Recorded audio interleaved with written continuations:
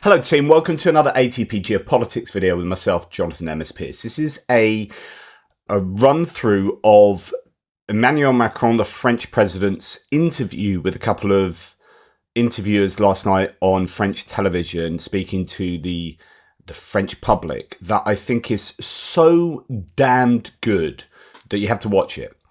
So here is an AI translator. This is brilliant, by the way. The AI on here gets intonation, gets the timing of the words right. It's incredible. So this is a brilliant bit of technological wizardry that has done the translation here of what has been said, and it's really good as a translation. And what Macron says is based. I mean, the man has just...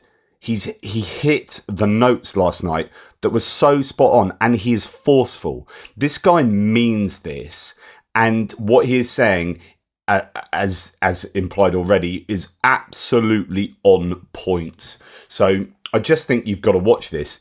I wish Rishi Sunak came out and said this. I wish Olaf Scholz came out and said this. I wish Joe Biden came out and said this. This is great. I talked about this yesterday about how, you know, going on national TV to talk, I think it was yesterday at some point recently, about going on national TV to talk to the national audience about this is exactly what people need to do, exactly what leaders need to do. And he's done it. So he's leading by example. He is rallying the European leaders around him, and well, hopefully all allied leaders around him in Macron. Yes, he might be doing it for personal political agenda and gain and whatnot, but I don't really care, because what he's doing is good and right and proper, and good on him. So check this out, watch it. You can, I listen to it on 2x speed, so you know, if you're well versed in doing so, you can chomp through this. It is well worth watching. I chose to speak to you during the 24 hours of our two channels to clarify your position on our commitment to Ukraine. On February 26, after an international conference, you stunned everyone by refusing to rule out sending Western troops to Ukraine. A few days later, you called on Europeans not to be cowards. Finally, you stated that there were no limits, no red lines to French support for Kiev. So, have we understood you correctly? Are you considering sending Western French troops to Ukraine? Good evening and welcome. You're sitting in front of me. Are you standing? No. Are you ruling out standing up at the end of this interview? Of course you're not going to rule it out. You won't rule it out. There you go. We're not sure we'll do it. But in any case, we're not in that situation today. It's not a question of life or death. It's a question of sitting or dying. No, but first, there's a gradation, and it depends where you're doing it. I make this comparison to explain what it means not to exclude options. There's a reason for not doing it. And the position of simply saying what we're doing and giving ourselves red lines. What's the situation? For the last 10 years, because this all started in 2014, Russia launched a war of aggression against Ukraine. Then we did everything we could to establish peace. Everything. The Minsk agreements, the negotiations conducted under the aegis of France and Germany with Ukraine and Russia, right here in this very room. The only meeting between President Zelensky and President Putin on the 9th of December at the end of the year. And Russia, the Kremlin regime once again decided for itself in February 2002 to launch the second stage of this offensive, a full-scale war against Ukraine. And not just the Donbass, because he's not telling us his limits. He regularly bombs Kiev, attacks Odessa, and so on. We have an objective. Russia cannot and must not win this war. For 2 years, we've been helping Ukraine. And if things were to get out of hand, it would once again be Russia's sole responsibility. Russia's responsibility. And so if we decide today to be weak, if faced with someone who has no limits, faced with someone who has crossed all the limits he gave us, we naively say to him, I won't go any further than this or that. At that point, we're not deciding peace. We're already deciding defeat. And you decide to say it, to send it, and that's a very strong gesture to decide to say that we might go that far. I accept, and I assume it because it's the role of the President of the Republic in our institutions. The President of the Republic is in charge of national defense.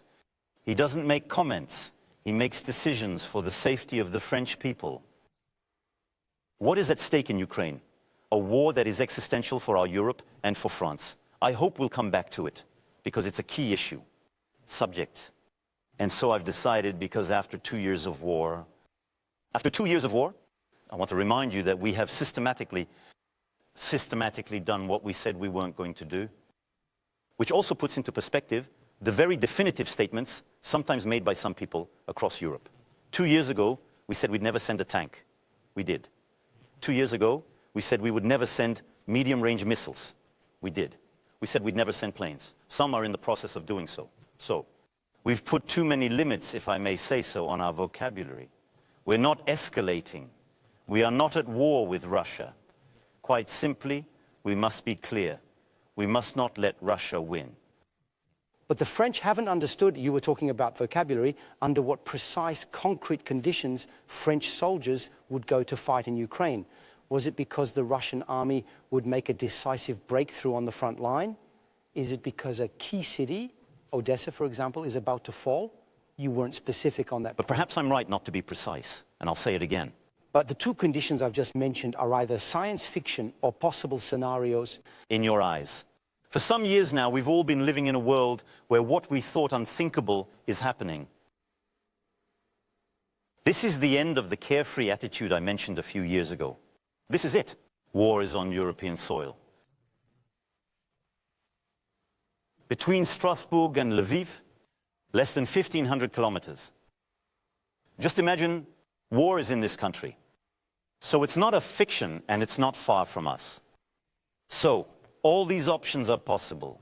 The only one who will take responsibility is the Kremlin regime. It won't be us. We will never go on the offensive. We will never take the initiative. France is a force for peace. But today, to have peace in Ukraine, we must not be weak. And so, we have to look at the situation lucidly and say, with determination, will and courage, that we are ready to do whatever it takes to achieve our objective, which is that Russia should not win. If we're ready, it's because we're getting ready. That means right now... In the beginning, we're getting ready. That means we're training for air operations or... But France on the ground... On the ground? France didn't wait until February 2002 to get ready. We have a complete army model, a deterrent force and operational armies. And I would like to take this opportunity to pay tribute once again to our soldiers and their families. We are one of the few countries in Europe that for 10 years has had forces deployed in the Sahel to fight terrorism. And we have lost dozens of men there. But for you, it wasn't the same kind of fight. But did we think it was? Got the Islamists we were fighting issues. We were fighting terrorists who were... Domestic enemies too. At the request of a state to prevent a sovereign state from collapsing and to protect our outposts. But do we think it's more incidental? Today, it's not necessary in Ukraine. But does that mean we should rule out everything? What I mean is that we're ready. That's why I decided in my first term of office, and right from the start, a considerable increase in the budget for our armed forces, which means that the 2 military programming laws that I would have had to decide as president would have led to a doubling of the budget for our armed forces. So, we're not waking up on this subject. I'd just like to clarify one point. What has happened over the last few months is a profound change, and the leap forward that I called for on February 16, alongside President Zelensky here, and which led me to say this, but above all to decide on very concrete things with our allies, is that the Ukrainian counteroffensive has not gone as expected over the last few months. And when you look at the situation over the last few weeks, it's a difficult situation on the ground for the Ukrainians. That's an understatement. That's an understatement. Some experts say that I'm not being defeatist, but it's difficult. They're brave, once again. But they have limits. They have limits in terms of men. Because Russia is a bigger country, and as soon as there are only Ukrainian men, they have this limit, and they lose a lot of them. And they have a limit in terms of shells and missiles, because just about now, when Russia fires 10 shells, we respond with 1. So you can see that the situation on the front is very fragile. And next to that, you have a regime in the Kremlin that has hardened profoundly. Because what's the difference? All these last months, and I would say in gradation, the informational and cyber attacks. including in our daily lives, on hospitals in France and elsewhere in Europe, which has hardened by deciding to kill political opponents. But this is nothing Alexis new. Lavallee, You were but I'm not alerted saying it's us. I'm saying it's intensifying. But the alarm could have been sounded earlier. That's what I mean. You can't blame me for sounding the alarm too early, and you can't blame me for sounding it earlier. I believe that as I look at the situation with a clear head, we have done everything we could beyond sounding the alarm to be demanding. But the agreements with President Putin, the clear head that I am evoking in front of you, I have been wearing since the June of June in Versailles, saying, you're attacking us. You're manipulating our data. I was a victim of this in my first campaign. So we need to establish respect and stop you being a destabilizing force. I'll say it again in 2008, in 2009, but back then we wanted to avoid war. Then there was the time when we helped Ukraine to resist. But now the situation on the ground in Ukraine is changing. The situation is much more difficult for them. Russia is getting tougher at home and stepping up its attacks. And so, yes, I say to you with the utmost solemnity, this beginning of the year, 2024, must be, for us, one of startup. If we send soldiers over there, forgive me for remaining in this gloomy scenario, there'll be infantrymen, conscripts and airmen. Okay, so we don't talk about it. But first of all, I don't wish it. I want Russia to stop this war, withdraw from its positions and allow peace. But you no longer believe that. But what's important here is, firstly, it's not my wish, but secondly, I'm not going to give visibility to someone who doesn't give it to me. That's a question for President Putin. Come on. But he asked me where I thought the number was today. Your Minister of the Armed Forces gave us some visibility. He said, no, we're not sending any men over there. We don't know. It may be minors. We don't know. That's what we expected. I can tell you this because he made a distinction between what was decided and what we're putting in place and what we shouldn't exclude because we'll adapt. We have decided, last February 26 in Paris, to go further in helping Ukraine, to set up a coalition to supply them with missiles or bombs that will enable them to hit Russia alone, but never Russia. But to reach behind Russian positions today. We also decided to speed up our search for ammunition wherever it was available. That's what I went to Prague to do a few days later, and we decided to carry out 5 joint actions. And we all agreed around this table, Europeans, Americans, Canadians, Brits, to say we're going to clear mines together, produce and repair equipment, deploy civilian forces on the border with Belarus, protect the border with Moldavia, again with civilian forces, and defensive cyber actions on Ukrainian soil. On the other hand, they have not decided to send any troops at all. And they let you know as soon as you said that. We can always come back to that, and I'm going to get to the bottom of it. That's what the French are asking. But they're absolutely right. But I say today, we've decided on this, and it's a change. We decided it in Paris. It's the start of a new awakening. Then, I tell you, we'll do what's necessary to achieve our goal. Because if Russia were to win, French people's lives would change. How would it change? We would no longer have security in Europe. Who can think for a second that President Putin, who has not respected any commitments, would stop there? What's happening in Ukraine today also affects France's vital interests. There is a danger, but the security of France, Europe, and the security of the French are at stake over there. And these are our vital interests. You're using a term that has particular connotations. I say security.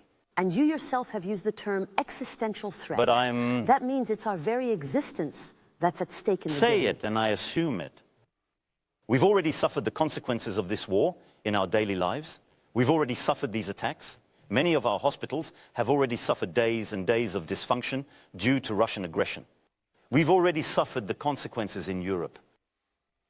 The price of gas, the situation of our economy, the cost of cereals, the economic upheavals that have followed are the consequence of this war launched by Russia. And if Russia wins this war, Europe's credibility will be reduced to zero. Will be reduced to zero. What would be the credibility on our soil of a power, the European Union, of its members who let this happen? What would be the security of Europeans? Do you think that the Poles, the Lithuanians, the Estonians, the Latvians, the Romanians, the Bulgarians could remain at peace for a second. And I'm not even talking about Moldavia, which may not be in the European Union today, but which would be threatened in a second. You're saying it in a nutshell. I say it's happening. Putin won't stop there. If he wins this war, he'll continue elsewhere. He'll find other prey. By Is us, that what you're saying? but by our past. We've already seen regimes that killed opponents at home, had authoritarian tendencies, and were determined to conquer everything they were allowed to conquer. So Putin wouldn't stop there if he won this war. But I think what I'm saying is a complete consensus from President Biden to the German Chancellor, everything. All the leaders of What I'm Europe, saying so here- only our force, French, European, NATO, I don't know, can stop it. And it has to be stopped in Ukraine. Today we need to have, to borrow an old Churchill phrase, the nerve of peace. To want peace is not to choose defeat. To want peace today is not to abandon Ukraine. Is it to wage That's war? what they're asking you to No. do. It's to be credible, to be strong and ready. To adapt to whatever choice Russia makes. And so, if war were to spread to Europe, it would be Russia's sole choice and sole responsibility. But to decide today to be weak, to decide today that we would not respond, is already defeat. Sir, don't Why say can't it. you say I so? don't want you to. But contrary to what you'd like to believe, many of my counterparts have followed my lead.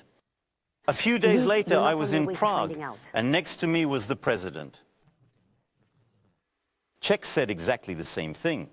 You had the Lithuanian president here a few days ago, he said himself. All options must be open. He even obtained a mandate from his parliament to send. That means you've convinced But them. things You're are in the moving. process of getting But the as we've states done on every board. time, in March 2082, in Versailles, we decided on a strategic agenda, the agenda for Europe's strategic autonomy. It's still called the Versailles Agenda. It is still valid, and we have been in the vanguard. We debated the possibility of recognizing Ukraine's application to join the European Union. Not many people were there. 2 months later, I took the train to Kiev with Chancellor Scholz, Prime Minister Draghi, and the President of Romania, Zelensky, that we were for it, and we decided at the next council meeting that this would be the case. Things are moving. We simply have to. And because it's my responsibility, do I want to give you the finger? My responsibility is the security of the French people and national defense. And our security is also at stake in Ukraine today. By the way, today, March 24, is the Russian regime, Vladimir Putin's regime, France's enemy? He is the adversary. What is the semantic nuance between We adversary are and not enemy? at war with Russia. But it is waging war on us. So you want it to be We're one, attacking on a cyber level, yes. but it's a form of war. Russian agents hired by Russia, who were Moldovans, tagged photos of David You're right in to Paris. say all that, which is a hybrid form. But we have to be careful not to qualify them immediately, because otherwise we'd be ourselves. What would it take for you to say the word enemy? What would But sympathy if Russia have were to commit escalate for it again, to be one? dragging us all into a conflict, I wish with all my might that it wouldn't. But for sure, today we're in a situation where we can't afford to lose. But today, Russia is certainly an adversary. The Kremlin regime is an adversary, but I've always said it. We are not waging war against Russia and the Russian people. And we support Ukraine. We are doing everything we can to help it defeat Russia. Russia in check because, let me put it very simply, there can be no lasting peace if there isn't sovereignty and a return to the internationally recognized borders, including Crimea. But it's up to the Ukrainians to decide. It's up to them to It's up to them negotiate. to discuss it. And you're right It is to their say country, so. after all. It's Listen, theirs. you're right. It's their It is country. their country. It's got internationally recognized But what I'm borders. saying is that there will be no security and no lasting peace if it's not the fruit of negotiation led by the Ukrainians. But there will be no security for the French if there is no peace there. You say it's not allowed. Peace doesn't mean Ukraine's capitulation, nor the amputation of Ukraine, because all that is already choosing that we are weak. So France's say that position has Russia- been very consistent from the outset. It's just that Russia is escalating. And to this escalation, we must say that we are ready to respond. Would Russia be capable of targeting you? You recently cancelled the visit to Ukraine for security reasons. Not at all. That's what obviously... That's what Russia said. Don't believe them. You know, Russia... It's That's why we're interesting asking because the public question. debate is permeated by Russian misinformation. They made people believe it. Many people are now convinced.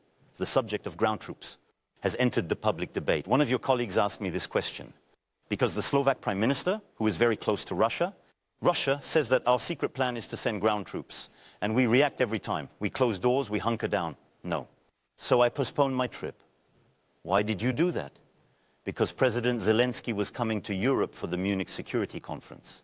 So I suggested that he come here to sign the bilateral agreement. And then I told him, on the strength of the very long discussion we'd had and the lucid assessment I've just made, I told him, in essence, my usefulness, rather than being at your side in Kiev, is to implement this leap of faith, to convince the Europeans and our allies to go further. What we have done here, the 26, with these new initiatives that have been taken, is to try to go further, and precisely to make everyone realize that things are changing, and changing fast, and not in the right direction. And that's what I'll be taking to Berlin tomorrow, where I'll be meeting Chancellor Scholz and the Polish Prime Minister. Almost every week, Russian President Vladimir Putin brandishes the nuclear threat in a clear and threatening manner. France is the only member of the European Union to have nuclear weapons. Do you, or should we, feel particularly targeted? First and foremost, we need to feel particularly protected, precisely because we are this endowed power. Except that he mentions France a lot. And that this is the very meaning of the choice made by General de Gaulle after the Second World War. And then we are ready, we have an established doctrine, and when it comes to nuclear power, you don't need many words. And nuclear power is not an instrument of destabilization or threat. It's an instrument of security. And the fact that we have the bomb, as Russia does, places us in a special confrontation, giving France a greater responsibility or greater weight, depending on your point of view. First and foremost, our nuclear capability provides security for the French people, which few countries in the world have. It gives us a responsibility to be a power with this weapon, and therefore to never escalate, either verbally or, of course, de facto. And yet he brandishes the threat. I don't and think he it's echoes your words about red lines. Appropriate when we, nuclear weapons. You haven't spoken to Putin in how long? Several months. Isn't it a handicap not to speak to him? Look, I've talked to him. I've spoken to him whenever necessary. I've talked to her, obviously hundreds of hours, before February 2022, at length between February and April 2022, to try to stop this war and negotiate peace. But from the moment he himself no longer respected any framework, in other words, contrary to what he had said, he was not carrying out a special operation, which we had already condemned, and that he had no legal framework, no legitimacy, no legality, but that he would attack Kiev, which was carrying out war crimes. The discussion no longer made sense. We're going to go on like we did in September.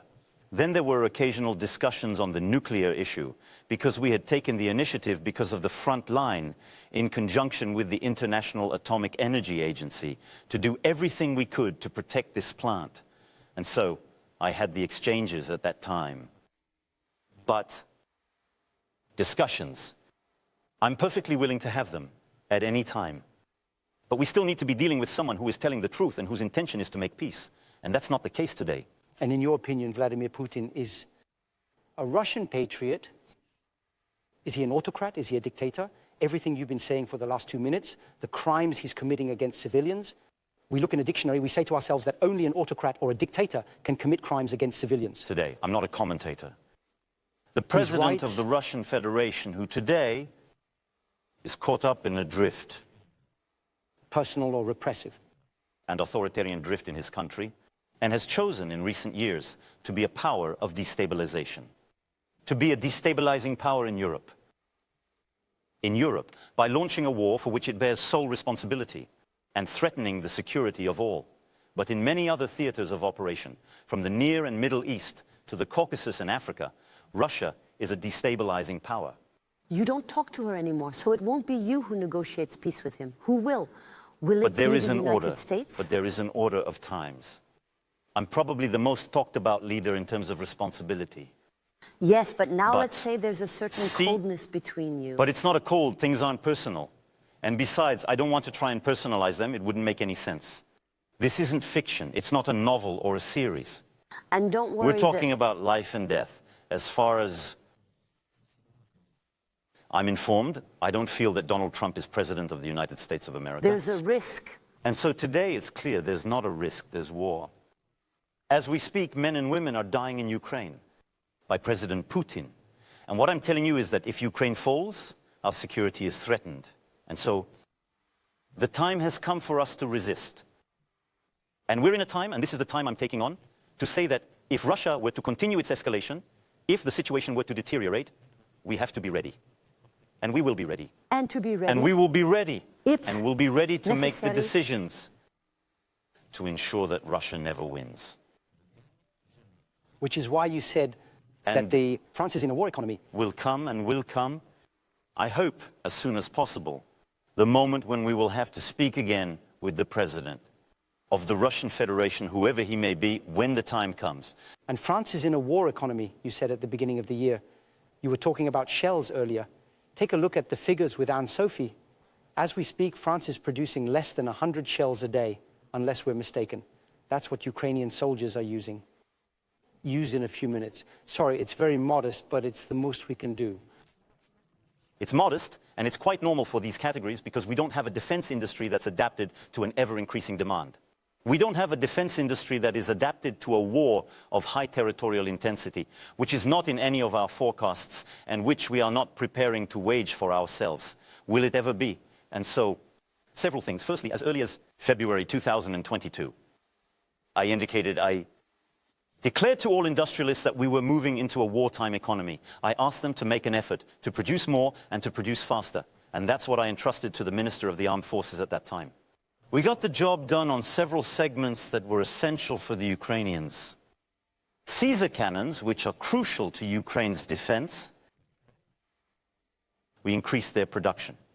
And where we have delivered a few dozen since the beginning of the conflict this year, because we have multiplied the lines and increased production rates, we are going to produce almost 75 Caesar cannons, all of which will go to the Ukrainian front. That's a lot more than we've delivered since the beginning. We have more than tripled our production. Categories of shells and missiles that are relevant to the Ukrainians.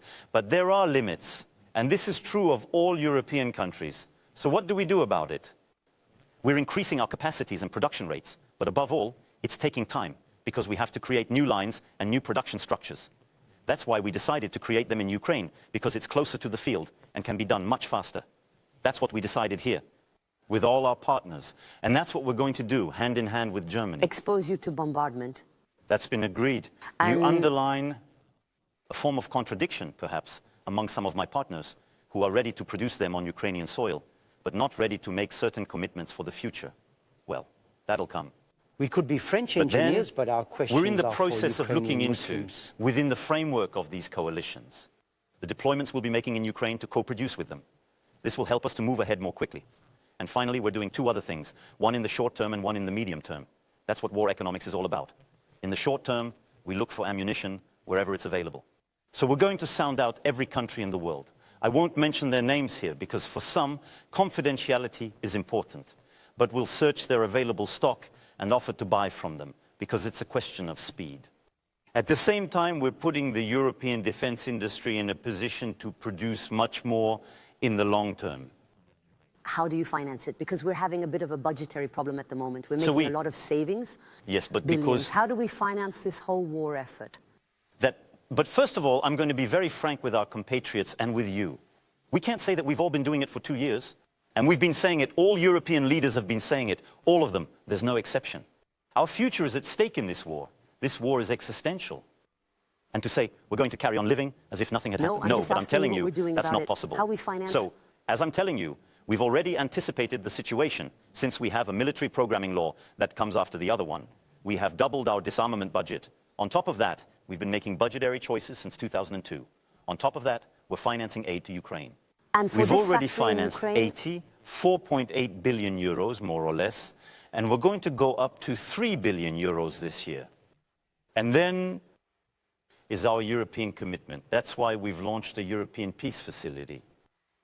It will be approved next week by the European Council, and it provides for the award of contracts to our defense industrialists to produce on our soil. produce more armaments for us, for our eastern flank, and for Ukraine. And we're going to use this money. We're also going to use the money we have in the investment program to go and produce in Ukraine with the Ukrainians. So Europe is also mobilizing alongside our national investment. And on top of that, we shouldn't exclude the possibility of that we'll have to make additional decisions as Europeans. Additional decisions in Europe, and in other words, i.e. to decide to finance new initiatives. With loans? And I don't rule it out. And I think that what we were able to do during the COVID period, which was to say we're facing a shock, this pandemic, we're all affected. And we need to raise money together on the markets, putting our signature on the table. That's what kept us going. And that's what enabled us to get back on our feet. Personally, I think that if the needs were to be greater, and this is a proposal that has been made by the Prime Minister of Estonia, not a French proposal, but I subscribe to it. And so I think that what I want you to understand from the start of our conversation, and basically for the last 10 days, and what I want our compatriots to understand, there is only one party responsible for the situation we find ourselves in. It's the Kremlin regime. But we have a responsibility, and I say this in all conscience as President of the Republic. Do you want it to is, I tell you conscientiously, but it will never be... Have you seen the polls? Have you seen the polls? The support has continued, but... War in Ukraine. You know, we've been through it at other times in our history. It's always much easier to go and sing nursery rhymes to people. I could tell you tonight, because it's not popular. You know, it's a long way off. We're for peace. We're for peace. The people who say that today, the same people who don't want to support Ukraine, by the way, they're not choosing peace. Who are you talking about? They're choosing defeat. A few days ago, they chose to give up their sovereignty because they chose right now to say that we have limits. And so, to the one who, until now, has had none, has taken all the responsibility for aggression, we'll let you move forward because we're afraid. Because they fear your fear. Who are you talking about? And those in France? Ukraine. But at last? Well, very clearly, have decided not to support Ukraine.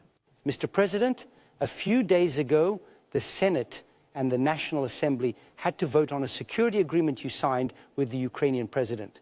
Several political parties abstained or voted against. The National Assembly abstained, and the Communist Party and France Insoumise voted against. What do you think of their position? They're pacifists and have every right to be. They are instruments of the Kremlin, useful idiots, as we might have said a few decades ago. No, I've always tried to keep the country united.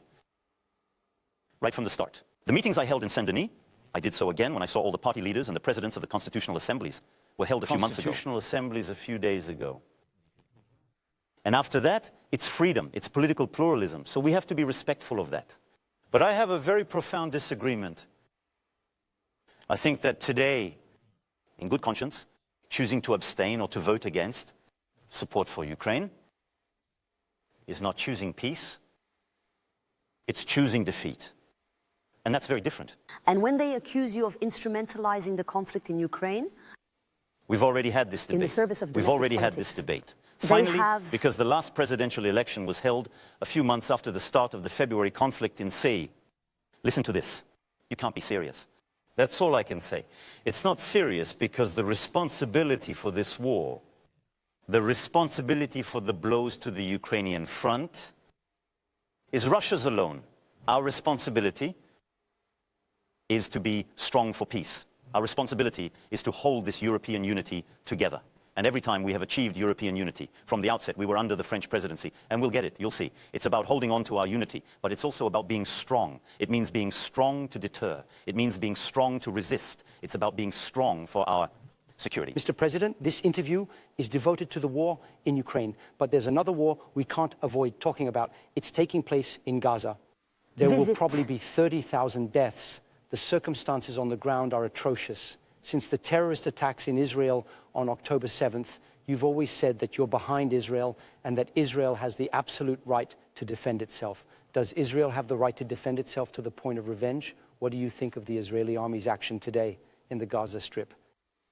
Words being important, I never said that Israel had an absolute right. France has right to defend itself, that's absolute what you right. said. Yes, that's right. And in the first place, but absolute has right. a meaning, and I never said the word. Absolute. France's position has been consistent from the outset. And here again, we were perhaps alone at one point last October when we were joined by others. First of all, we implacably condemned the massive terrorist attack launched by Hamas against Israel and its people. Then you called for a coalition against Secondly, Hamas. That didn't go down too well for the time You'll being. excuse me, but we're all in the process of dissolving associations that finance. The international coalition but it's against to say, Hamas. fighting Hamas isn't just your story. You, the Israeli leader, it's also ours. And so we must act. What are we doing today with several partners? We're cutting funding wherever it exists. We've dissolved associations, so we're doing it, I assure you. The And other so countries didn't really understand at first what the intention was. the best way, not to get in the way, is to say nothing or simply what the masses want to say. This is not France's position, nor has it ever been throughout our history. Our position, if you'll allow me to express it, is simple. Firstly, implacable, clear condemnation of the attack. Secondly, we said, Israel's security is not just your business, which also means you can't conduct your defense under all conditions. But we are ready to cooperate. For example, on financing, which is what I said right away, to fight against the mass. Secondly, you are a democracy, so you have a responsibility to respect humanitarian law, the laws of war and international law. And that's why, back in October, France called for a truce. That's why we were the first European country to bring a resolution to the Security Council, with several countries in the region. Jordan, United Arab Emirates, to call for a ceasefire. That's why, in October, we organized here the only humanitarian conference in support of the Palestinian people and Israel, for the Palestinian people and one king, officially calling for a ceasefire. And the third component is a political response, because the security of the entire region of Israel, of the Palestinian people, and of all the states in the region, is for there to be a political response to the Palestinians' legitimate right to a state. 3 French hostages have been held by Hamas for over 5 months. Are they alive? Do you know where they are? Are you negotiating, or is an intermediary negotiating their release? Thank you for raising this subject, which is so important to us. We have fought hard with Qatar and Egypt in particular, to secure the release of our hostages who have been freed in recent months. We still have 3 hostages. I'm not going to say anything tonight, as you'll understand. Discussions are underway, and only the families have been informed. Discussions are ongoing. We're putting a lot of energy into this, and I'd like to thank the partners I mentioned. And that we will obtain these releases. It's essential for us. And I hope that in addition to the French hostages, all the hostages, Israeli hostages and hostages around the world, because this is an unacceptable practice, and lives shattered and confiscated. In any case, over there too, we will do everything we can for peace and security for all. This is the meaning of the initiative we have raised, and we are doing everything we can to once again call for a ceasefire. Thank you, Mr. President. Thank you very much, Mr. Chairman, for answering our questions. Thank you Thank you very much. Thank you very much. Have a great evening. Thank you very much.